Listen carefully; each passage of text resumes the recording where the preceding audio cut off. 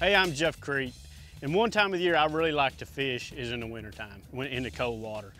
Most people don't, but you know, I really enjoy it. There's nobody on the water, you have the whole lake to yourself, but there's a few things to keep in mind. Fishing's tough. You know, the fish don't have to feed for very long periods in the winter. They don't, so you have small opportunities during the day. As far as soft plastics go in the wintertime, the ones that I throw the most probably are, I throw my squirrel tail worm a lot on a shaky head.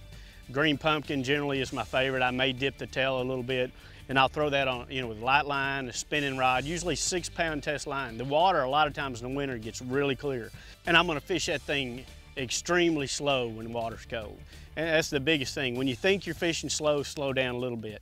Another bait that I really like by big bite in the wintertime is the shaking squirrel, which is just a drop shot worm. You'll find a lot of times in the winter, there won't be a lot of fish in places, but when you find them, there'll be a little wad of them. So a lot of times I'll catch them deep, you know, using a drop shot to drop directly into them in deep trees and things like that. So 6-pound test line generally on a drop shot. The shaking squirrel, I mean, you can't go wrong with the tilapia color.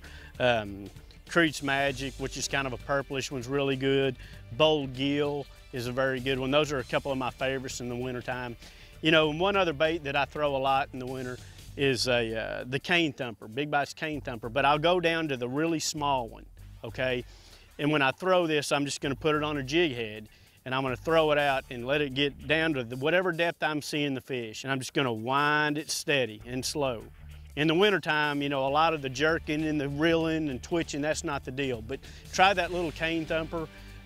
Usually in the winter, I'm gonna go with a real natural shad looking color, and I'll throw that a lot of times around, you know, the side of boat docks and things like that. And just remember, when it's cold water, slow down.